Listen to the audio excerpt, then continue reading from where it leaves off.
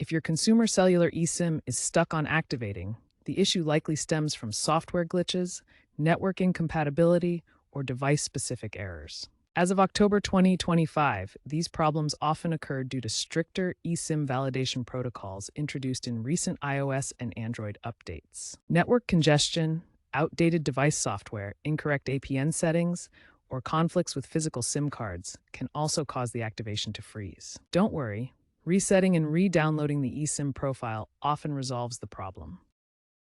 First, force restart your device by holding the power and volume buttons on Android or the side button and volume button on iOS. Next, if the issue persists, delete the stuck eSIM profile in your phone's settings under Cellular or Mobile Data. Finally, rescan the QR code provided by Consumer Cellular, either from their app or the email you received. Ensure you have a stable Wi-Fi or cellular connection during this process. This will refresh the connection and re-download the eSIM profile. In most cases, this simple reset and re-download fixes the problem.